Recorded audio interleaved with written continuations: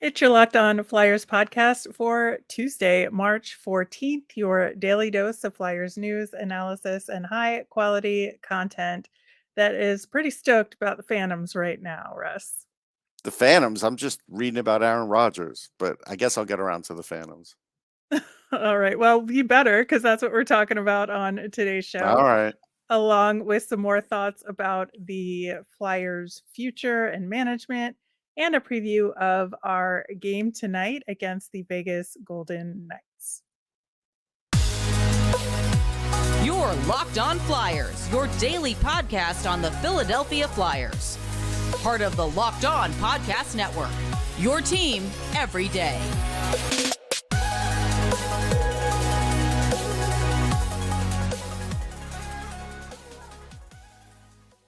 Hey there, I am Rachel Donner. You can find me on Twitter at rmiriam. I'm here as always with Russ Cohen, who is on Twitter at Sportsology. Thanks for making us your first listen every day. You can follow the show on Twitter and Instagram at Locked On Flyers. That is where we post about our latest episodes and Flyers news. You can also email the show at lockedonflyers@gmail.com. We're going to have a mailbag segment tomorrow, so get those questions in.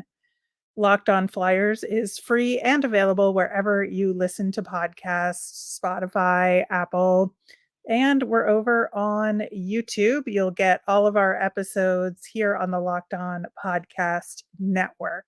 And look for a YouTube contest in the future. We're going to run a Yes, contest. we are. So that is in the works. Russ, I think the conversation continues to churn, much to my chagrin, based on the nemesis of the week from yesterday's show. Although that was more specifically about talking names for GM or other Yeah. management positions, like specific names right now. But I think it's certainly worthy to continue the conversation about the strategy and what the team should be doing moving forward right now, especially because the possibilities are wide open. We do have some additional conversation coming from 32 Thoughts and Jeff Merrick and Elliot Friedman. And, some of it I agree with and some of it I don't. But there seems to be some sort of consensus out there among certain people that Danny Briere is going to get the GM job. I think that's jumping the gun a little bit. I mean, it is. I just did the hockey podcast with Kevin Allen, who talks to GMs regularly, and said there's some skepticism around the league that is actually the case. So I don't think anything is set. I've learned enough in life that if somebody is given the interim, they're given the interim for a reason. And the reason being either they're not sure about them or they want to see who shakes loose at the end of the year. Like a Kyle Dubas could shake loose, like a Brad Living could shake loose, and will those names come through and be interviewed? Yeah, they probably will. And that's something that was talked about, but sort of like glazed over when everybody's sort of like, well, Danny Briere is probably going to get this job. Well, we don't know that. We do not. I think, the biggest note, or one of the two biggest notes to come out of that conversation, was that there were people who knew that a change was coming at the top, but that the timing moving up was not known to them, that certain people were Right. kept in the dark about that. And you can guess and read between the lines as to who those people are. And given that there's a new executive in town, I think that, yeah, I think that bodes well, honestly, that there isn't, certain people who are always going to be the inner circle here, and things could be changing. And I think that's the positive I'm going to take out of it. Obviously nothing is guaranteed, like you always say, but I feel like that's the read I'm gonna make. I'm going to give you the read just from personal experience. When I was in management for a company, it was went bankrupt once, bought out once, sold once. And so I've been through it all. And I've seen how things can be talked about and you think things are going to happen. And then all of a sudden there's a corporate shakeup. There definitely could be a corporate shakeup with the Flyers at the end of this season where Yep. just looking at it like a corporation and not a hockey team, you could see that. And if that happens, then whatever things that were talked about beforehand, a lot of times they go by the wayside. That's what happens in corporate America. That could happen here too. Yeah, I agree with you. I've kind of been through the ringer with corporate America as well. So, things can change very suddenly, and Yes. people who were deemed untouchable are suddenly now on the outs. So Yes.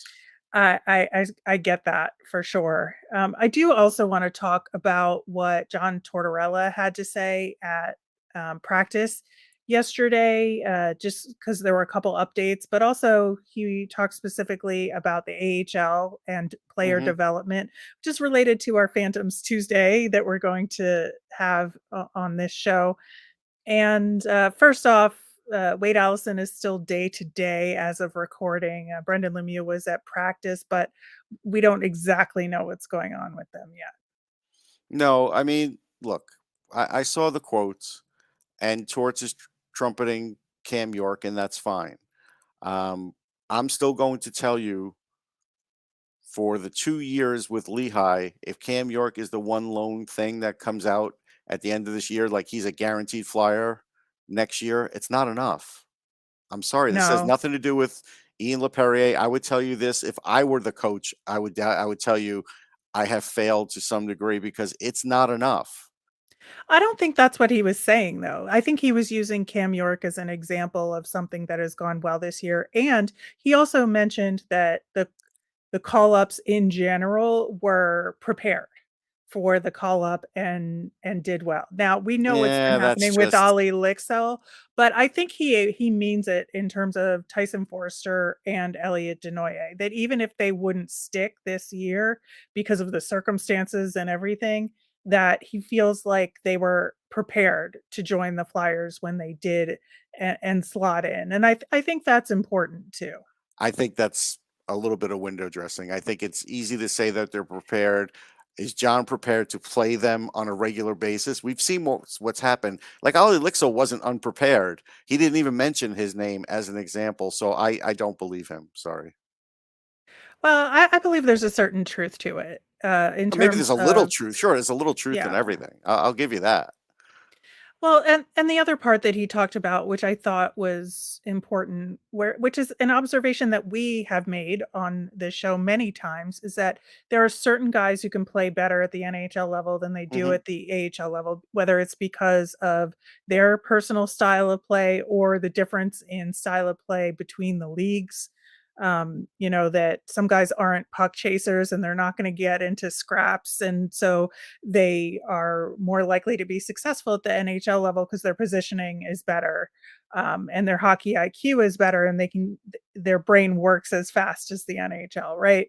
And so he said that that's especially true for defensemen, in his opinion, and I would tend to agree with him. I mean, we saw Ronnie Attard last season get some steady improvement in his block of games in the NHL at the end of last season. And we have seen that multiple times before where defensemen come up and I think can sometimes play better in the NHL. In short spurts. Like Cam York's a different animal. Cam York came from an elite program playing with elite players all the time. He had training that Ronnie Attard's never had in his whole career. And so I was not shocked that Cam York is going to stick. Nobody should be. Uh, Right. Ronnie Attard wasn't even called up recently. Like it's just so clearly John Tortorella would rather play Justin Braun over Ronnie Attard. He's proved that to me. He probably should have proved that to you too, because he wasn't traded and he keeps playing. So John will say a lot of things. I've covered him for a lot of years. What John actually does is what I count. I don't count on a lot of what he says. Yeah, I just think that especially given the situation of leadership, it's important to listen to what he's saying so that you can compare it to what he does following up Oh no, on I what he listen. says. I believe me. I know everything he has said this year, and I can tell you if we start going back and reviewing it, you're not going to like the grade. Well, I think we will be doing that on this very show as the season comes to an end. In the meantime, we have a game against the Vegas Golden Knights tonight to talk about. We're going to get into that and start digging into Phantoms Tuesday coming up next. We are deep into the NBA season, and it's the perfect time to download FanDuel, America's #1 sportsbook. New customers get a no sweat first bet up to $1,000. That's bonus bets back. If your first bet doesn't win, just download the FanDuel Sportsbook app. It's safe, secure, and super easy to use. Then you can bet on everything from the money line to point scores and threes drained. Again, I'm going to say bet on Joel Embiid to do some good stuff. He's been pretty good Maybe even recently. MVP. Maybe, although I'll believe it when I see it.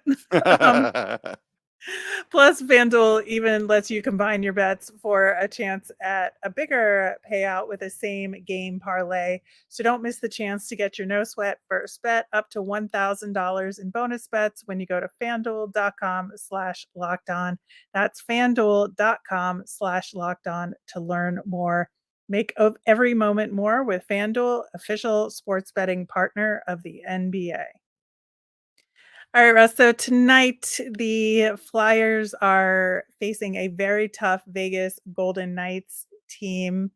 They were certainly busy at trade deadline, of course, picking up Jonathan Quick, who I think it's possible we'll see him in net Seems that way. tonight. Yeah, just based on the fact that Aiden Hill has been day to day recently.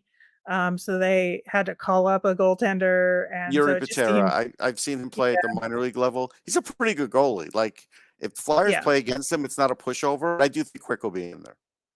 Barbashev has slotted in on the top line with Eichel and Marchessault, that's a killer line right there.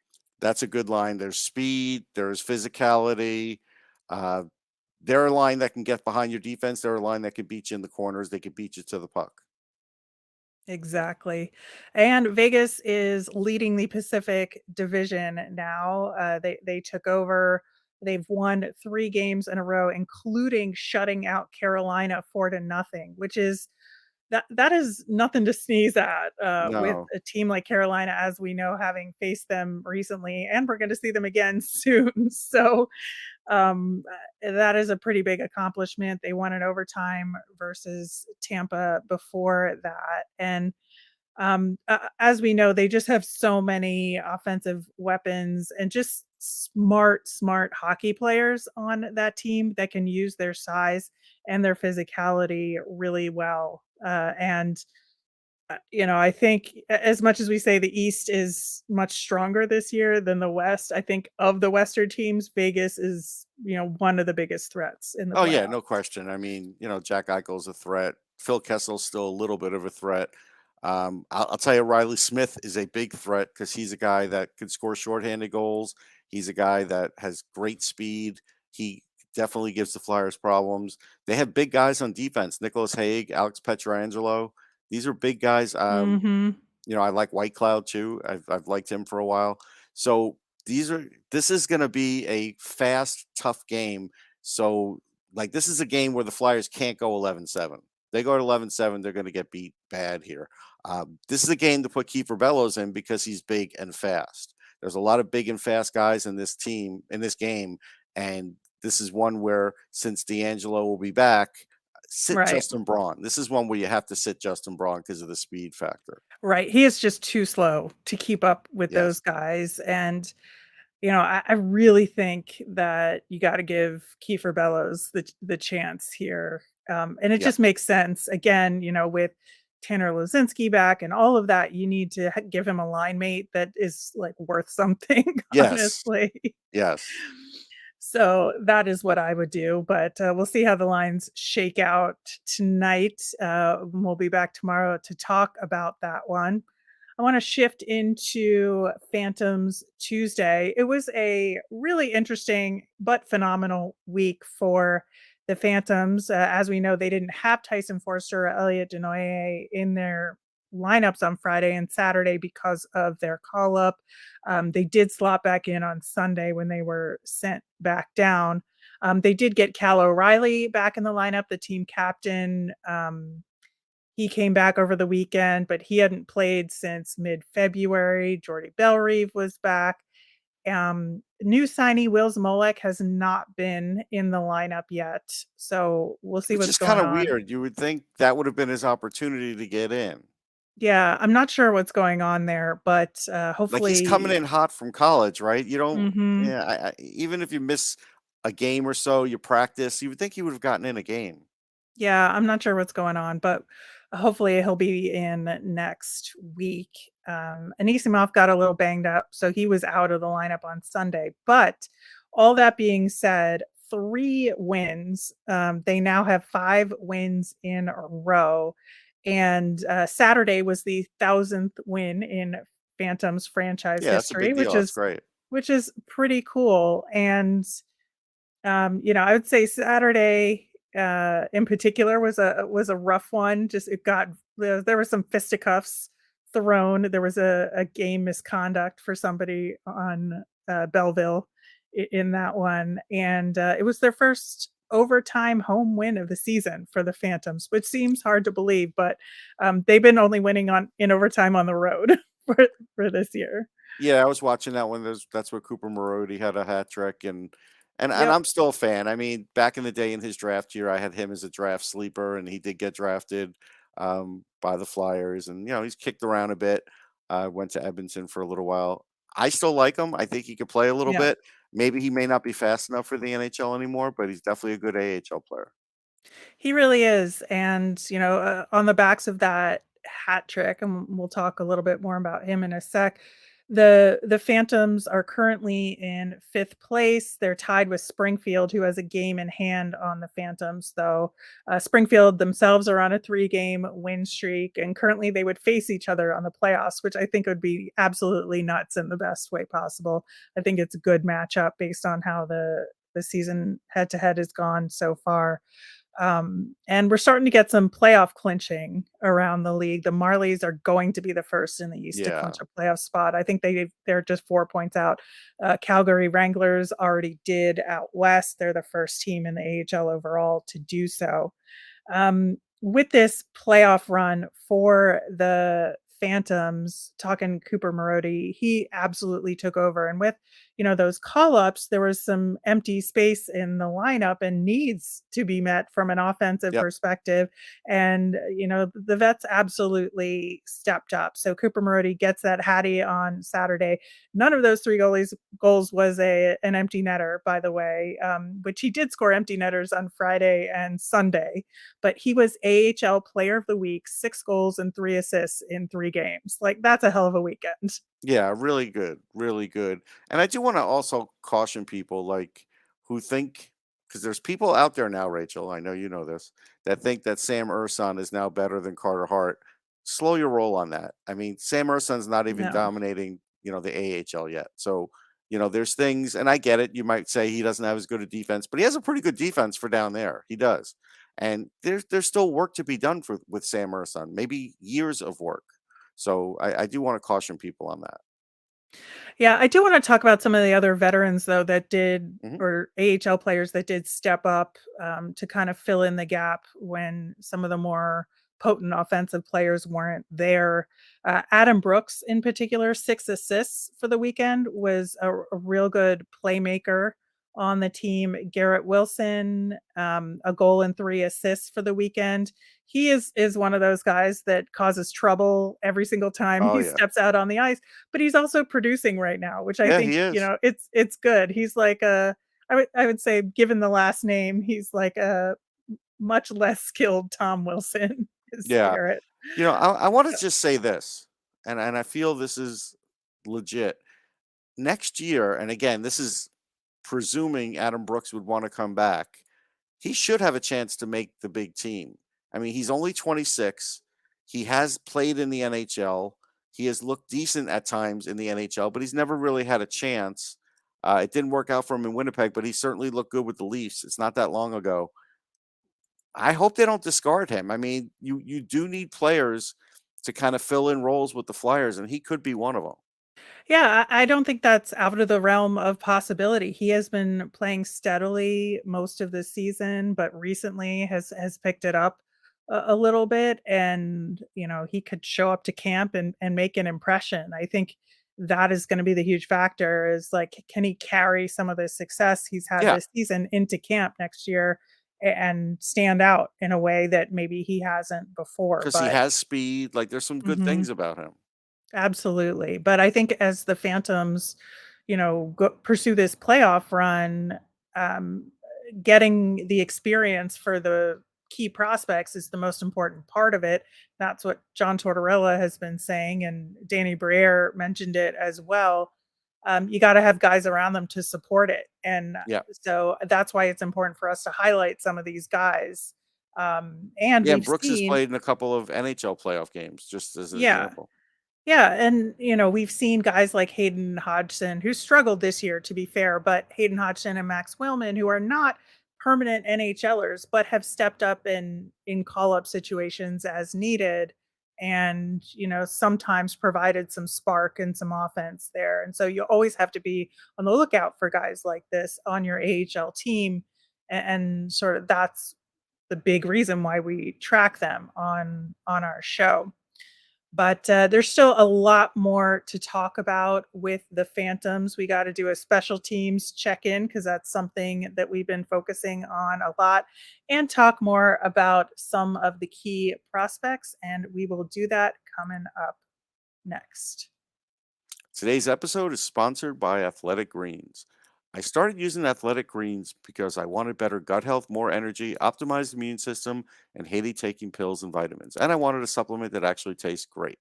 With a delicious scoop of Athletic Greens, you're absorbing 75 high quality vitamins, minerals, whole food source superfoods, probiotics, and adaptogens to help you start your day right. This special blend of ingredients supports your gut health, your nervous system, your immune system, your energy, recovery, and focus. It costs you less than $3 a day. You're investing in your health, and it's cheaper than your cold brew habit. It's lifestyle friendly whether you eat keto, paleo, vegan, dairy free, or gluten free. Athletic Greens contains less than 1 gram of sugar, no GMOs, no nasty chemicals or artificial anything, while still tasting good. Right now, it's time to reclaim your health and arm your immune system with convenient daily nutrition. It's a scooping in a cup of water every day. That's it. No need for a million different pills and supplements to look out for your health. To make it easy, Athletic Greens is going to give you a free 1 year supply of immune supporting vitamin D and 5 free travel packs with your first purchase. All you have to do is visit athleticgreens.com/NHL network. Again, that's athleticgreens.com/NHL network to take ownership over your health and pick up the ultimate daily nutritional insurance. So, looking at the special teams for the Phantoms, one thing we've been lamenting, much like with the Flyers, is the power play. And it looked a little better this weekend. I think they can still improve, but they were 1 for 3 on Saturday, and they only had one power play on Sunday and they scored on it. Friday, they were 0 for 3. But I think that on Saturday and Sunday in particular, the puck movement looked better in the power play situation, and it just feels like they, put things into an extra gear here with, like, more deliberate passing. So, I have hope that maybe they're on the right track here, but I'm not gonna count any chickens quite yet. No, I get it. I still need to see more goals get put in, but puck Mhm. movement's great. I mean, I just covered a Flyers game the other day where the puck movement was great, and they still were 0 for on the power play, right? So, Yep. Yep. you know, how we know how it is. Yeah, and I think, the penalty kill is, mostly good Hmm. still. I think they need to do a little bit better, staying out of the box again. That's That's some definite. that's something we mentioned last week, in particular, that as you get closer and closer to the playoffs, I know these games get more intense, but at the same time, you can't get baited into stuff. And I would say Friday and Saturday, they got baited into stuff. Now, there's a Right. lot of coincidental penalties because of that, like roughing penalties and such. But especially Saturday, like I said, Belleville got a player tossed. It got that bad. There were guys like, um, burying somebody's head in the opposing penalty box. It was it was not great. No, But, no. at least they were able to stop the other team on the PK, most of the time. And they had some really good goaltending to support them. I've been a little worried about Nolan Meyer.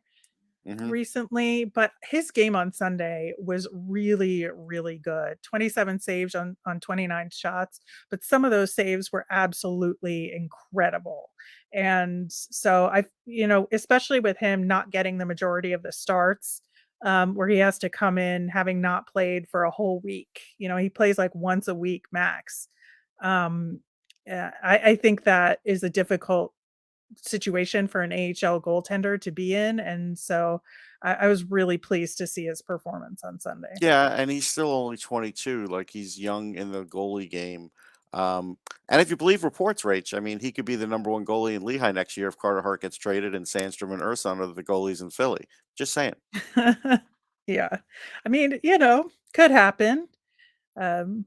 We will obviously be talking more about that possibility toward the end of the season, but yeah, I think that you know the goaltending in Lehigh is something that's extremely important to pay attention to, not just because of Samerson and his development, and to keep an eye on it, because while he's had that success in the NHL, like you talked about, Russ, it's not going to be like that. Like, that is unsustainable. So you Right. gotta just make sure that everything with him is trending in the right direction, and that Yes. when he has a clunker of a game, because he will have those, that he can recover from them. And so Right. far he's been good at that. Hmm. But, again, things to keep an eye on, especially if you're thinking about depending on Samerson more into next season.